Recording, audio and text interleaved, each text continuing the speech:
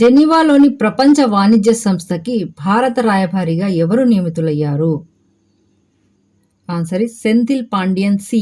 ఇటీవల సంస్థాగత విభాగంలో సుభాష్ చంద్రబోస్ ఆపద ప్రబంధన్ పురస్కార్ 2024 కోసం ఏ సంస్థ ఎంపిక చేయబడింది?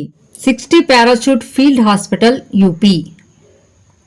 సహస్ర సీమా బల్ డైరెక్టర్ జనరల్గా ఎవరు నియమితులయ్యారు? ఏ. దల్జిత్ సింగ్ చౌదరి. సహస్ర సీమాబల్ అంటే నేపాల్ మరియు భూటాన్లతో భారతదేశ సరిహద్దులను కాపాడే కేంద్ర సాయుధ పోలీసు దళం. ఇది వెరీ ఇంపార్టెంట్ బిట్. దీని లక్ష్యం ఏమిటంటే కీలకమైన సరిహద్దు ప్రాంతాలను నిర్వహించడంలో, అభివృద్ధి చెందుతున్న భద్రతా సవాళ్లను పరిష్కరించడంలో వ్యూహాత్మక నైపుణ్యాన్ని మెరుగుపరచడం.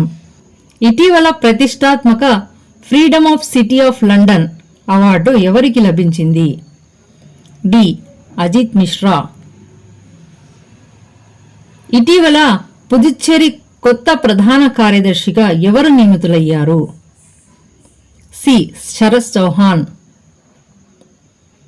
ఇటీవల మరణించిన సెబస్టియన్ పినేరా ఏ దేశ మాజీ అధ్యక్షుడు? బి. చిలీ. ఇటీవల ఏ సంగీత విద్వాంసుడు లక్ష్మీనారాయణ అంతర్జాతీయ అవార్డుతో సత్కరించబడ్డారు?